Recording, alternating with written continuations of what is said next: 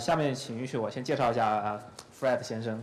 Fred 先生是我们 Google 的 Google Engine 的一个资深的工程师和推广的这个大使，可以说是大使。那么同时他也是GWT， 也就是 Google Web Toolkit 的也是一个非常资深的工程师和推广的大使。那么下面就是有请 Fred 先生给我们来讲App Engine 的Life Cycle。好，谢谢。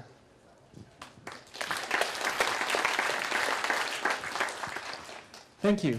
Welcome everyone for coming today. I'm very excited to see the room is fairly full. There are a couple of engineers here from the San Francisco office that work on App Engine here in the front. They're wearing a brown shirt and have the App Engine logo. If you are a developer on App Engine and like to talk to some of the engineers or just talk about your experiences, maybe find these folks either after the talk or just walking around the conference. They'd love to hear more from developers and myself as well. So please ask questions after the talk or find me in the hallways. So today, this talk is called From Sparkplug to Drivetrain, Life of an App Engine Request. It's actually based on a talk that was given at Google I/O a couple of weeks ago. The talk was created by Alon Levy. He's another App Engine engineer, and he allowed me to borrow the slides and use them here for Developer Day.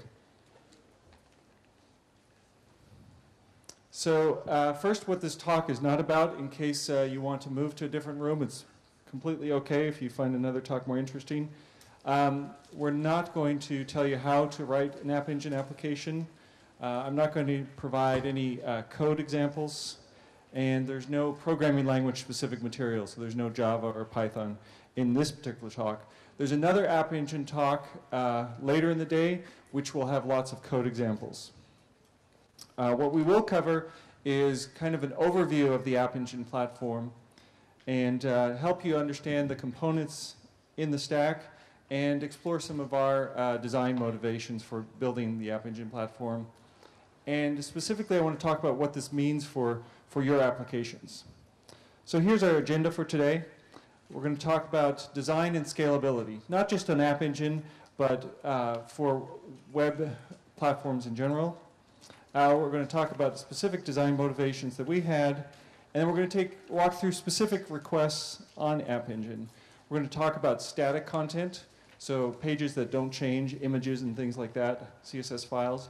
Dynamic content, pages that behave differently every time a user requests them.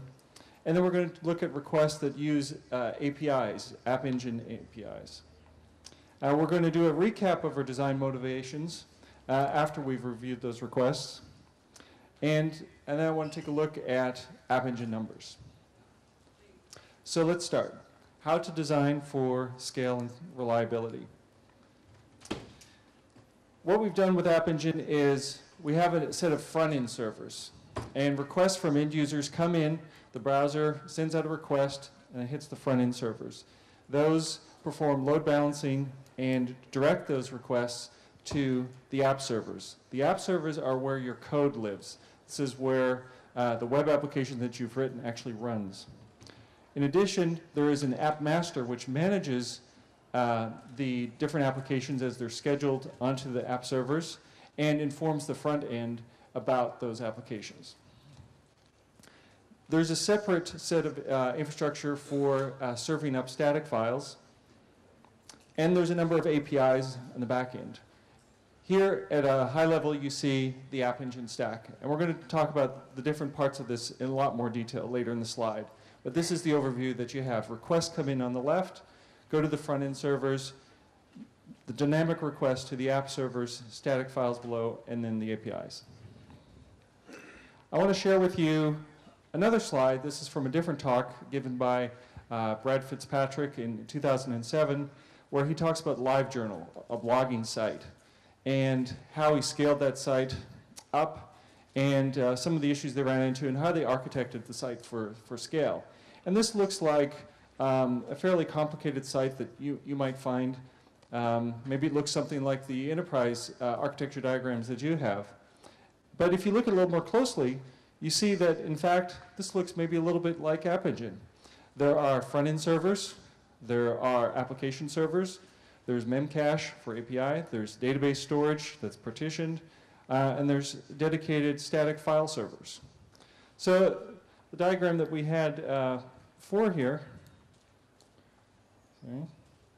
is actually not that special, at least not in the way it's laid out. But how it is implemented is definitely special. Before we go into detail on App Engine, I want to talk about the basic LAMP stack that you might be familiar with. What does LAMP stand for? LAMP is usually a Linux operating system, an Apache web server, a MySQL database, but that could also be Postgres or something else, and then a programming language. And those are often Perl or Python or PHP, but it could also be Ruby on Rails, really up to you. So how scalable is this LAMP box? I built a server, I put it in the data center. Well, it's a single shared machine for database and web server. And there's actually a single point of failure. If my machine goes down, if a hard disk fails, my entire website is down. So this is not a good production scale machine. So let's beef this up a bit. Let's try to improve the scalability. Let's separate the web server from the database server. And what does this mean? Well, it means we'll have to configure another machine, build it, and we have additional management. Now we have 2 machines to deal with. How scalable is it? Well, we can handle the user load of one web server, and we can handle all the database traffic on another server. So we're doing a little bit better. But how are we on reliability? Well, it turns out now we have 2 single points of failure. The web server can fail, or the database server can fail. And in either case, our website is down. So let's improve on this a bit on the reliability side and on the load, and create additional web servers, all talking to the same database server backend. What are the benefits? Well, we can scale to more users because we have more web servers to distribute the load. And what are the requirements? Well, we need to configure more machines, and we need to set up some sort of load balancing. So let's do that. Let's use DNS round robin. It's the easiest thing to do. It's a nice step to start with. What does that look like? Well, we register a list of IP addresses with our DNS server, and we automatically get statistical load balancing. About 1/3 of the traffic will go to the first server, another 1/3 to the second, and the remaining 1/3 to the last server. Now, the DNS records are cached with a time to live, or a TTL. Unfortunately, there's a lot of proxy servers and ISP name servers that actually don't respect your TTL settings. So you don't have full control over how long these settings remain intact. So if one of your web servers fails, how quickly can you respond to that? What does that 1/3 of the user base do that was talking to that one server? Well, unfortunately, we have to wait for the DNS changes to propagate.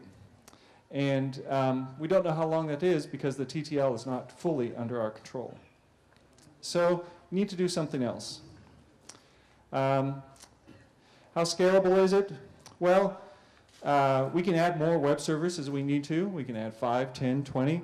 But we're still I/O bound on a single database server.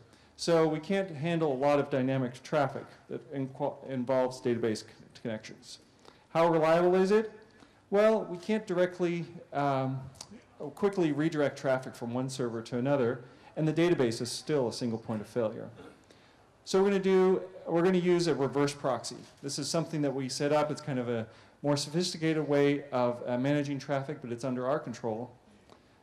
We have a special benefit that we can now send certain requests to static content server that's very specialized and can take some of the load off of our web servers. We do need more machines because we have the reverse proxy server, the static content server, and we have additional configuration information that we have to now put into the reverse proxy. This is another machine that we need to maintain. How scalable is it? Well, we can add web servers as we need to, but we're still bound by the routing capacity of a single reverse proxy or maybe a series of machines, and we have the one database server. And I keep talking about this one database server, so we clearly need to do something on the database server side.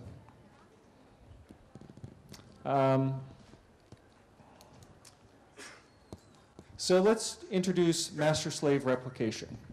That way we can perform reads against any one of the copies of the database, but our writes can go to the master, and then the master will make sure that all the writes get pushed out to the different slave servers. Well, this is good.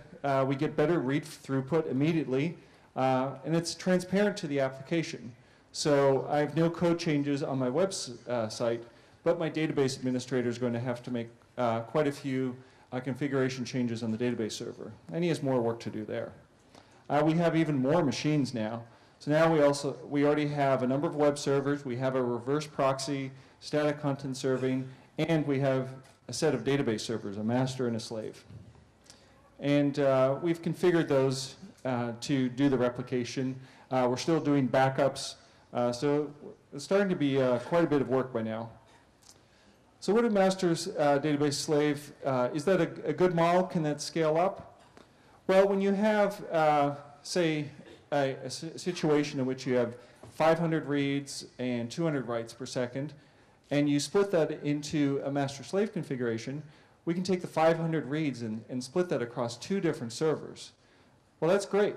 Now we have more capacity per database server to serve more users. Unfortunately, those writes have to go to every single copy of the database. So those 200 writes aren't split up. They're shared across all servers. Now, as our database grows and grows, and the number of users increases, we're going to have more and more writes.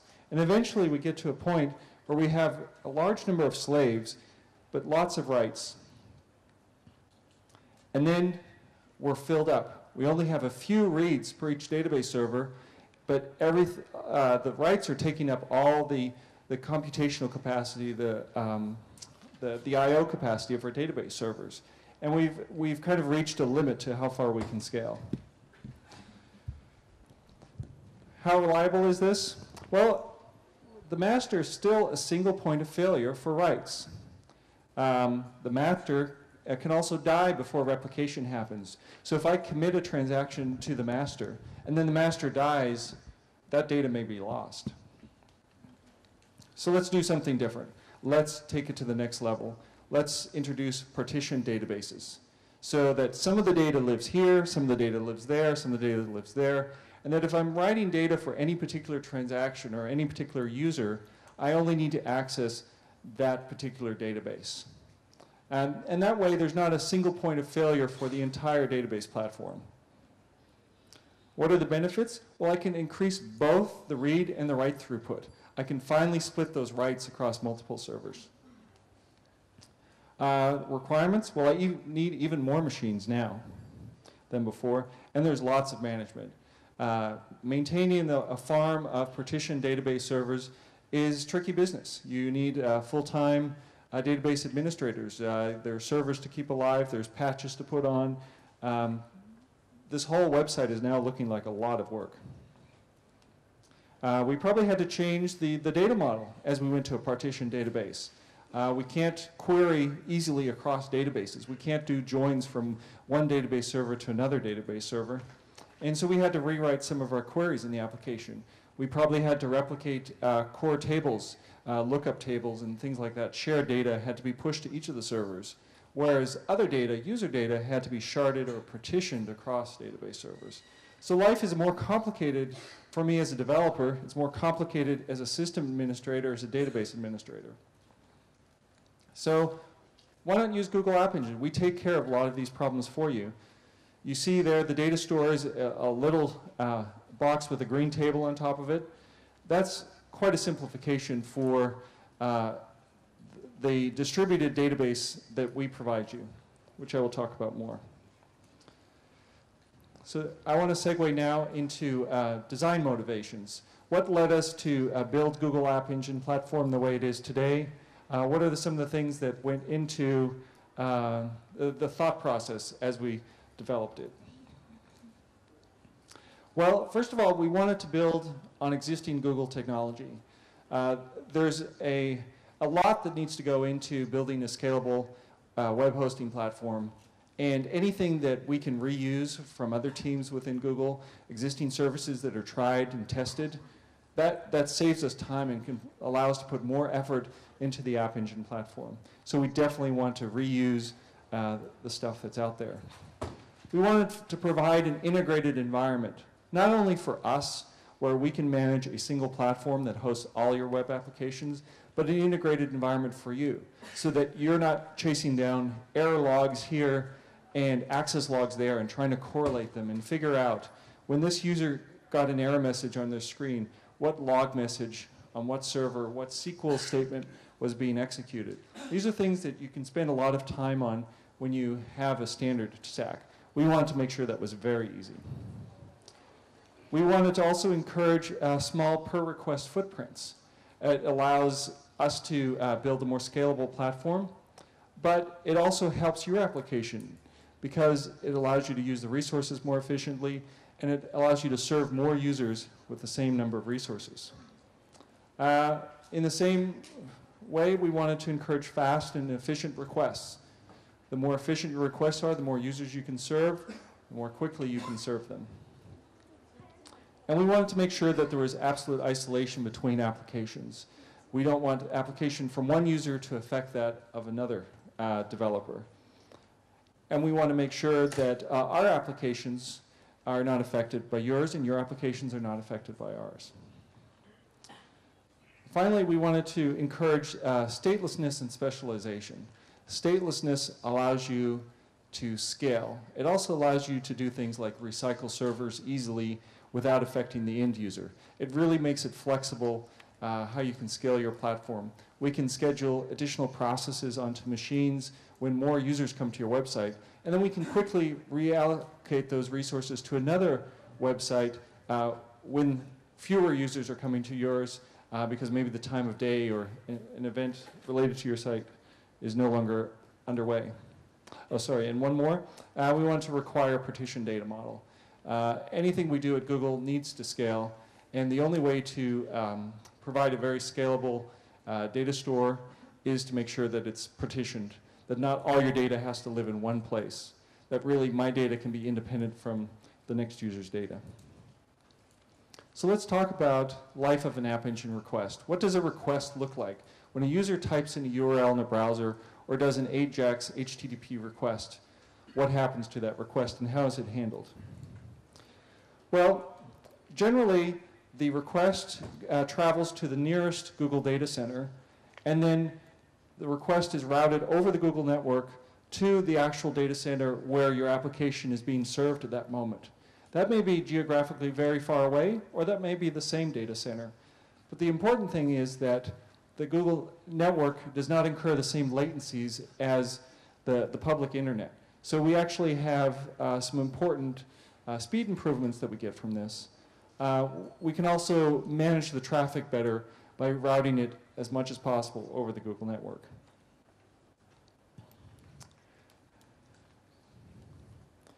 So we're going to look at three types of requests: the static content, dynamic content, and requests that involve API calls. So let's look at static content first, which is probably the simplest. You might recall the front-end servers where requests come in. These are simple web servers that see requests and they communicate with the browser. They forward those requests on to other parts of the infrastructure. They perform load balancing and routing. And in the case of static content, they send all requests to the static content servers. These static content servers are built on shared Google infrastructure. We have many cases, many websites and services that have static files. And so we've reused that same code base, the same technology, and use it for App Engine so that it's tested, that it performs well, and that's something we didn't have to implement in App Engine. It also has an implication that the static files in your website on our servers are actually physically separate from the dynamic resources in your application. So how do you declare static files? Well, if you've done any work with App Engine, you know that there's two languages that you can use. There's the Java runtime and the Python runtime. In the Java runtime, the main configuration file is the appengine-web.xml. And in that, you simply declare a couple of static tags, and you put in there define the resources that are static. These are the ones that are served without any changes. In Python, there's an app.yaml file, and you can do something very similar. You can specify a directory, static underscore dir, or a set of files with a pattern. So now the request has been routed to the static content servers, but the request needs to go back out to the end user. So it returns to the front-end servers, and then the static content servers are actually done with the request. They're free to do other work, to handle other requests. But the connection between the front end and the end user may be a slow connection, maybe traveling over the internet. So the front end servers take care of that. They spend the time maybe doing a meg download very slowly, retrying HTTP packets, etc. This allows us to scale up better and use the specialized resources. If we had a single server doing all of that, then that server would be tied up for the duration of the request. So now we've introduced some specialization here. The static content servers very quickly grab static content, return it, and they're done. The front ends deal with kind of handing out the packets to the end user.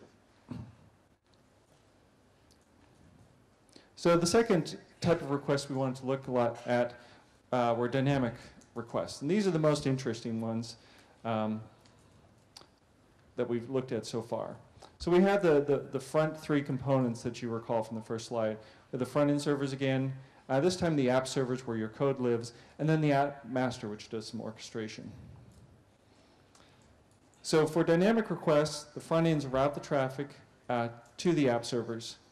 And the app servers respond with those requests very quickly, and then they're done. They're freed up to handle the next set of requests, while the front ends, again, serve your end user. The app master schedules applications. So it knows that there's a higher demand for, say, your web application, and it spins up additional processes on additional app servers for your web application. It also informs the front-end servers. It tells them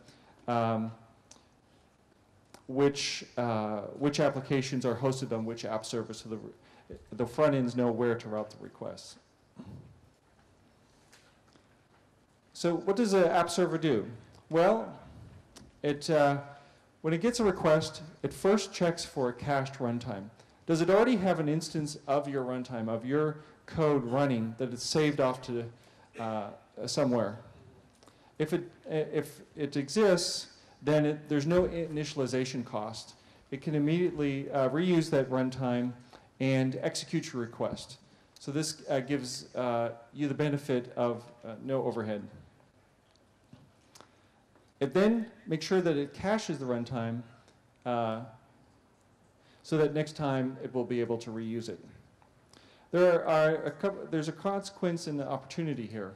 The consequence is that the very first request that a user makes to your application is going to be slightly slower, but it also means that subsequent requests can be much faster because there is a cached runtime.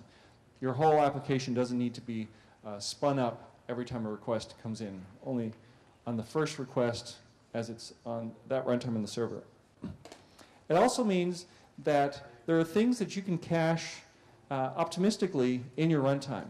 You can use global variables or local variables that have state that will survive from one request to another.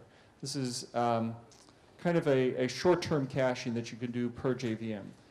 This is not where you put session data that needs to survive from one user request to another, but it are the sort of things that you optimistically can cache global. So app servers, what do they do really? Well, they serve many different applications. We can have 5, 10, many different web applications running on one app server. But we can also have many copies of your web application running on a web server. So it's all about balancing out resources, those applications that need lots of processes and those that few, and they can share a common set of resources. By allowing many concurrent requests to come in, we need to require that apps have a smaller footprint and that they respond quickly. That allows us to put more apps on the app servers and be more efficient with your applications. The app servers also enforce isolation. This is the separation I talked about, where your application should not interfere with another application. They should be entirely separate. And through the set of APIs that are available, we ensure that your applications, as much as possible, are stateless. This allows us the flexibility of scheduling your processes on one machine or another machine, or quickly moving applications from one place to another without impacting your users. The app servers also service API requests. Any calls you make to other APIs in the back end happen via the app server. And that's the third type that I'd like to talk about now. Life of request when you access an API. These are dynamic requests where you not only perform calculations in your code and return results to the user, but you need to access some other service underneath that. That can be the data store, it can be image manipulation, many different things. So this is kind of the right side of the graph, if you recall, the app servers talking to the backend APIs. So how does this work? Well, let's step through it. The app server is executing your code, and it runs into a line of code where you actually make a call to, say, the URL fetch service. You want to grab a URL from another website or another web service to grab some information and include it with the response of this request. So your application issues this API call. And the app server accepts your call, but then it blocks the runtime. Your code stops executing for that request. But meanwhile, the app server can be processing many more requests from many more users. The app server issues the call to the backend service, URL fetch or the data store. And then once it receives a response from that API, it returns it and returns control flow to your code. So you can use these APIs to do things in your code, such as, or these are some examples of the APIs. Memcache is used for caching things in your application so that you don't have to make a data store call for every application. You might have a total number of visitor count that you want to store, or the most recent top 5 entries in a social app, things like that. The data store is where you persist your data. These are the things that you want to keep a long time. URL fetch, we talked about, is getting URLs from other websites, other web services, integrating with other cloud applications. Mail is simply email delivery to recipients. XMPP is chat. You chat with Google Talk clients, for example. The task queue is something that's coming up fairly shortly.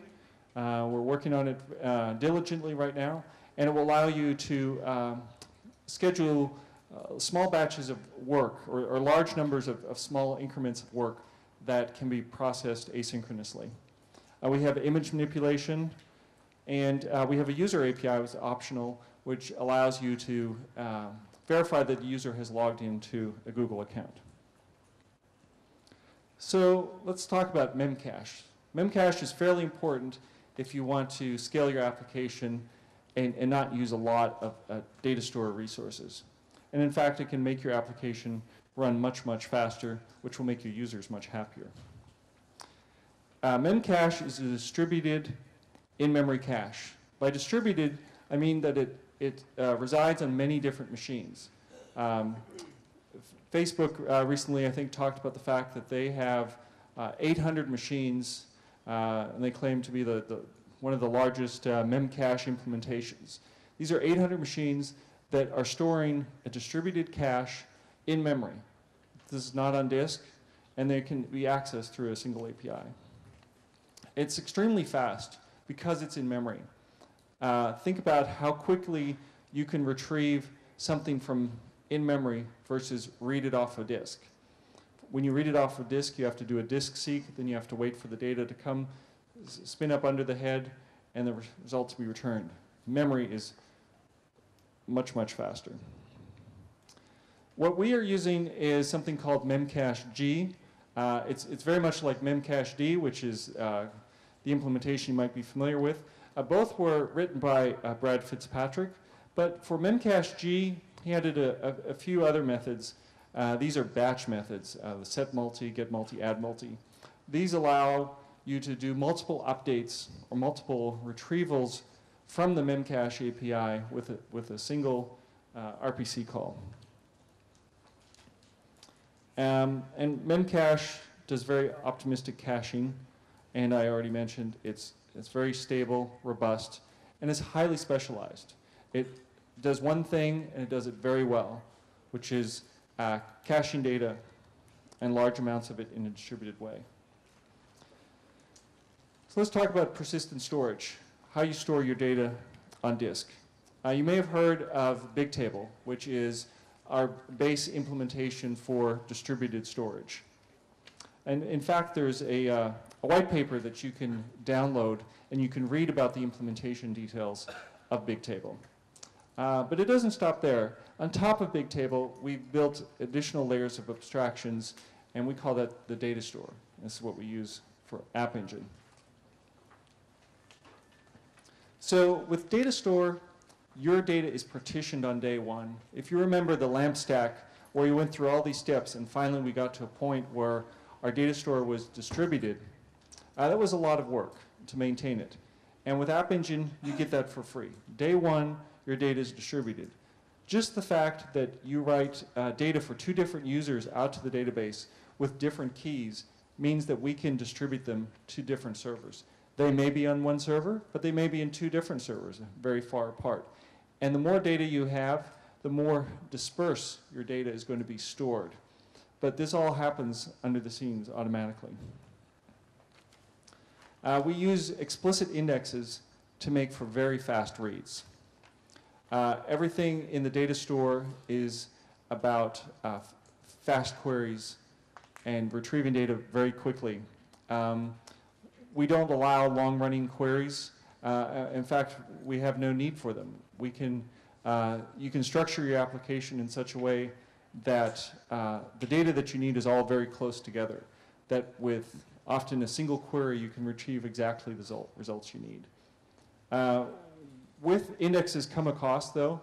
The more indexes you create, the higher the cost is at write time, because you have to write all those indexes. So if you update an entity, there are a number of indexes that need to be updated. We make sure that the data that you store is replicated in a fault-tolerant way. When you commit some data on App Engine and the commit returns successfully, you know that at that point, your data is written to at least 3 different hard drives on different machines. Shortly thereafter, we will further replicate the data geographically, so to other data centers. But when you issue a commit and receive a success, you know that at that point, your data is already on 3 hard disks. And as a bonus, you have the ability to create global IDs for your data. So we talked about some of these APIs before, and we talked about reuse, making sure that we use existing Google technology. So when we built the Mail API, we're simply using the same mail routing infrastructure that Gmail uses. We didn't build our own set of mail servers and own mail routing logic and spam abuse servers. We just reuse the same ones that Gmail uses. When we use the Google account service to determine if a user is logged in, we're just using the same Google accounts that you use for Docs or spreadsheets or Gmail. With the image manipulation, We're using the same thumbnail code that Picasa Web uses to rotate images and do manipulations like that. With URL fetch, where we allow your application to integrate with other websites, we're using the same code that the Gadget API uses to fetch XML files and other resources from the web. The task queue is, I mentioned, on the roadmap, not quite there yet, but it will use some new things that we've built for App Engine. XMPP uses the same infrastructure as Google Talk for delivering XMPP messages. So let's go back to the design motivations. These are the list of bullets that we looked at earlier in the presentation. We wanted to build on existing Google technology, and I think we've done that. We wanted to provide an integrated environment, both for us and for you. We wanted to make sure that we could manage all the apps in one place and that you can manage your different applications in one place. Well, what does this mean for your app? It means you're encouraged to follow a number of best practices. These are best practices in how to access the data store, how to respond to requests, how quickly to respond. It also means that there's some restrictions. There's some things that we don't provide. For example, we don't allow you to spin up additional threads within your web application.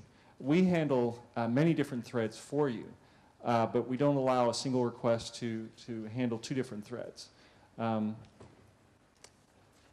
It also means that you have to use our tools. If you're using Google App Engine, we give you a web console. We give you a number of other tools, a local SDK that you can build and test with on your machine, your laptop. But they are our tools. But they're the same tools that we use when we develop on App Engine, and we're constantly improving them. I mentioned the admin console. This is where you can retrieve logs for your application. You can look at errors. You can actually view the response time for the data store, how fast are reads, how fast are writes. We even have a status page for App Engine that you can go to right now that will show you for the past few months exactly when there have been any issues with the platform, how quickly the reads and writes have been, how well the URL fetch infrastructure is working. Each one of those services has its own monitoring capability. And we want to be very open about that so you can see directly how reliable the platform is and whether it will work for you. I talked about having all your logs in one place, error logs, access logs, all associated on a per request basis. So you can see exactly that a client came in, that this was their user agent string, that they were maybe a Safari user, the timestamp that came in, the error message that was received, the IP address, everything. And there's no machines to manage or count. How many machines does your App Engine app need? Doesn't matter. In fact, we don't even look at that. The system manages this automatically. All you do is you write your code, you develop it locally on your machine if you like, and when you're ready, you upload your code. And immediately, the application's ready to start serving users. It's that simple.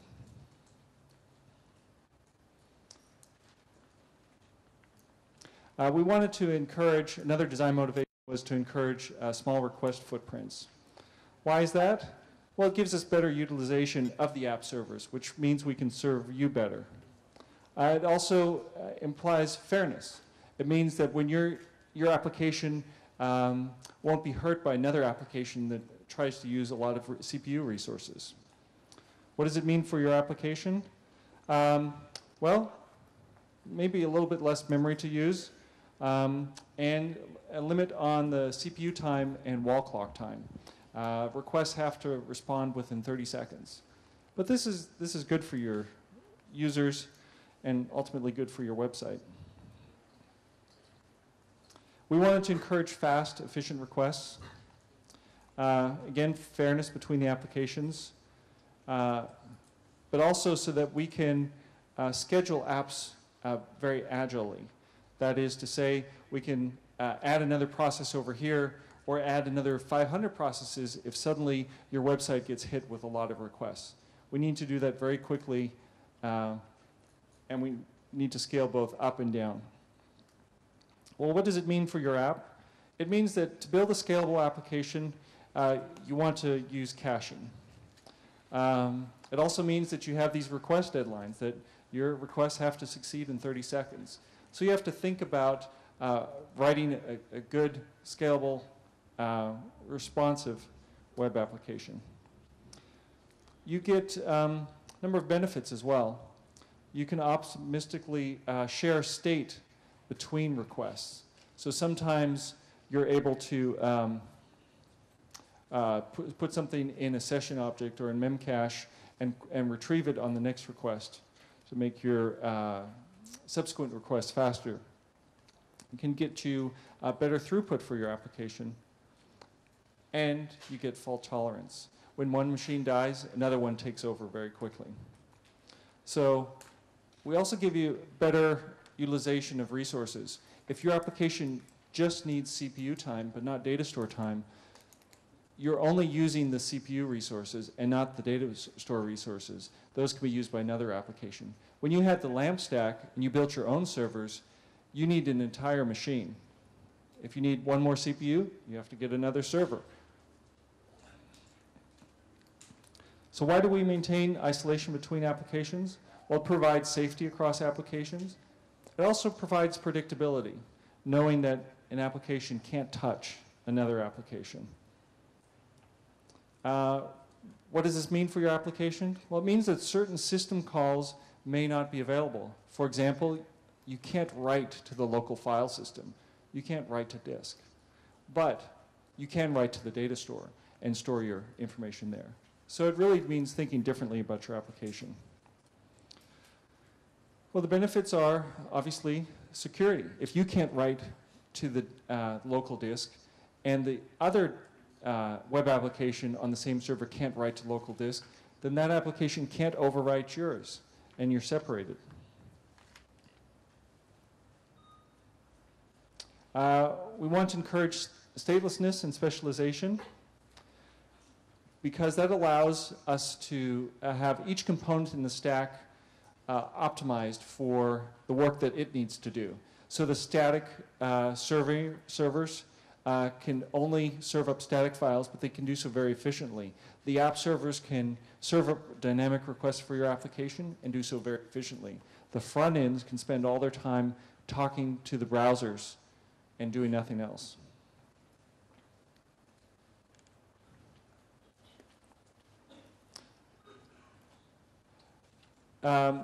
So in your application, you can use API calls to reach these other services, and you automatically get load balancing because of this specialization. And you automatically get fault tolerance, which I talked about. Ultimately, though, it's really about less code for you to write. If there's an image manipulation API, that means you don't have to write it. If there's a data store, distributed data store that just scales, you don't have to write or implement it. To email delivery, you can just call an API and have an email delivered. Nothing else to worry about. So it's better use of resources as well. We wanted to require a partitioned data model up front. Why? Because the data store is distributed. That's how we make it scale and ensure that it stays scalable. What does it mean for your application? Well, you have a data model and indexes. It also means that reads are really fast and writes are a little bit slower. So when you're designing your application, you want to think about write performance and kind of optimize your application around writes. Reads will come a little bit easier. You want to think about those as well. But what we like to say is design for writes and enjoy fast reads. The benefits are you're only designing your schema once because you're dealing with a distributed data model from day one, right when you start developing. Even when you're on your laptop doing development on the SDK, you get the same distributed model, although it's not distributed on your laptop. And there's no need to re-architect when your website becomes successful. As it grows, the data store will grow with you. It also means more efficient use of CPU and memory. By using a distributed data store in the way that App Engine provides it to you, your queries will naturally become very efficient and will use very little database resources. So let's talk about numbers. What is App Engine today? Well, today we have about 80,000 applications deployed on App Engine. Each day we serve roughly 140 million page views to users with those applications. And those applications were written roughly by 200,000 developers. We have two supported languages, Python and Java. These are languages that we have natively implemented on App Engine that you can write your apps in. But because Java is a JVM-based language, there are in fact other languages that just work, like JRuby and Groovy and Scala. In some cases, there are restrictions. For example, in Scala, actors don't work because actors require additional threads. So there are some limitations. If you'd like to read more, these slides will be available. There's a URL here that talks about very specific details of the different frameworks and languages and how they're supported. Now, this slide you may have seen. It was posted on our App Engine blog. I'd like to talk about it for a minute. What this is the number of requests plotted over a 2.5-day period when the United States White House had a town hall meeting. But they did this online, and they used Google App Engine to do it. And what they did is they opened up the town hall for questions, and they asked everyone in the country to submit their questions or to vote on other people's questions. And this is on an application called Google Moderator, which was built with App Engine. And during this 2.5-day window, we had about 100,000 questions, 3.6 million votes, and this all in roughly 2.5-day period. You notice that towards the right of the graph, just before the deadline, when the final questions had to come in, that we reached roughly 700 queries per second. That's a lot of traffic.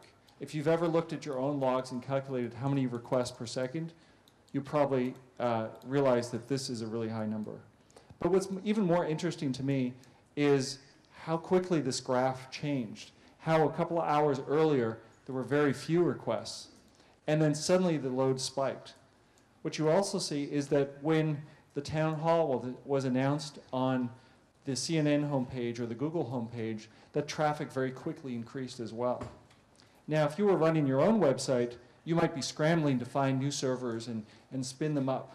Or you might be configuring new virtual machines if you use a hosting provider.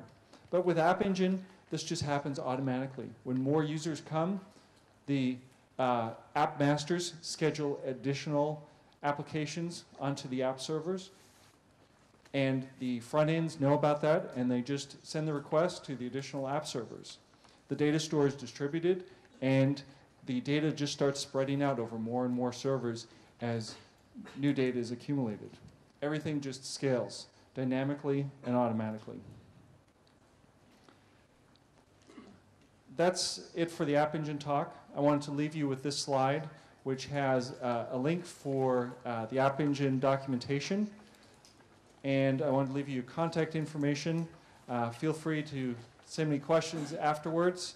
And in fact, we have a little bit of time now. If you'd like to ask a question, I think there's a portable microphone. And also feel free to find me afterwards. Or there's John and Lindsay are sitting up front here, and they're happy to answer questions as well. Thank you.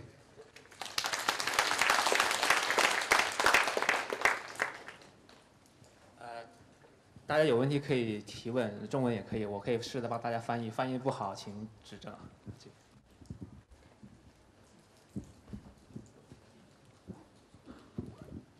Could you please share us some information for the roadmap of the GAE in the next year? Thank you.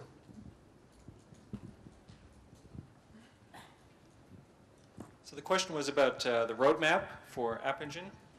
Just try to pull this up here.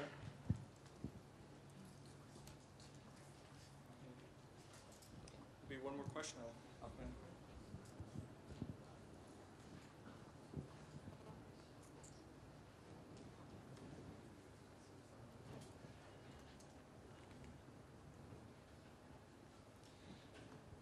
So this is the roadmap page, and just has a list of the next few things that we're working on that we've actually announced. In particular, we're working on a service to serve large files, 10 megabyte files, for example. We already have a database import utility, and we've kind of pre-released an export utility. We're working to finalize that and make it ready for everyone to use. I talked about the task queues, which is the background processing. Today we already have cron job, but this adds quite a bit more functionality. Incoming email support. Today the email delivery is just outbound, and we definitely want to add inbound. And XMPP API support, so that your App Engine applications can talk to XMPP clients. There's a number of other things we're working on that we haven't yet announced, but these are the things that are coming up very shortly.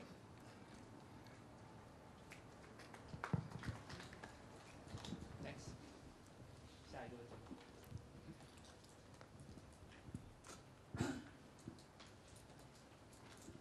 我想请问一下，就是 App Engine 里面，它是不是支持那个数据库里面是不是支持那个存储程序？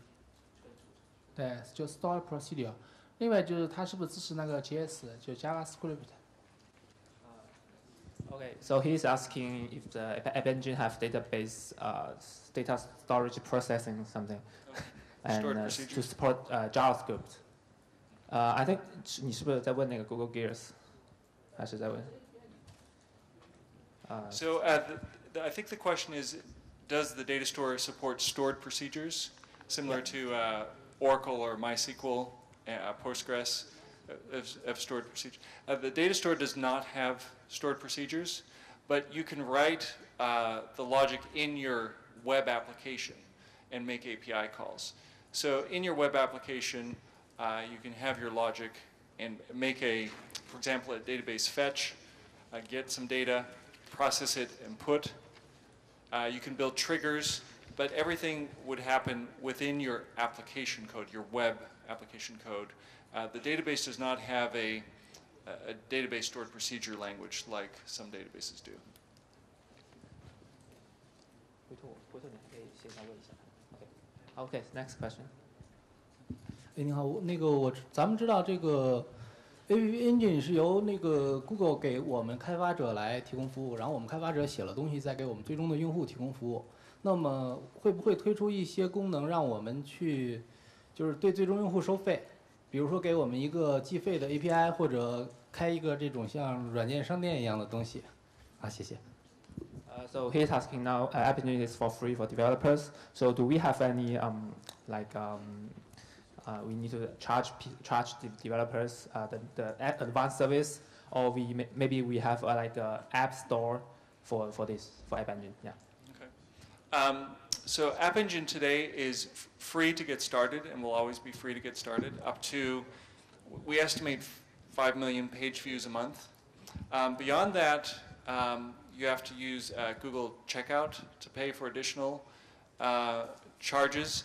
And if you're interested in that, send me the details, and I can forward it to folks in Mountain View, so we understand exactly what you need. But for smaller applications, your applications can be free, because every month we give you roughly this 5 million page view quota, and we do it specifically via daily increments of free CPU, free data store, free storage, free network bandwidth. And so that's a good way to get started. And then email me the details about purchasing additional quota. Does that help? OK， 时间关系，现在可能是最后一个问题。如果待会还有问题的话，直接结束以后去问一下那个 Fred 先生。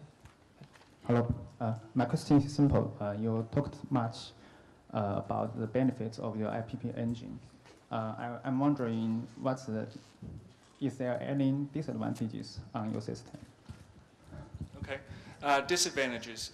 Well, if you're used to a relational database model, for example, if you spend a lot of your time working with SQL and you're very happy with database joins, it can be difficult in the beginning to kind of change the way you think about database storage.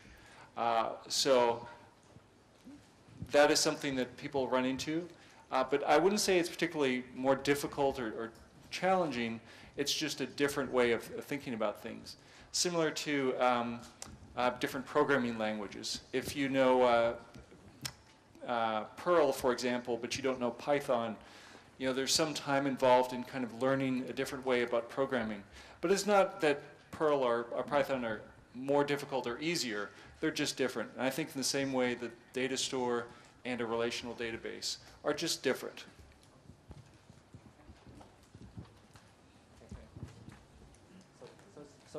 时间到，所以这个谢谢大家这个来听，收一下。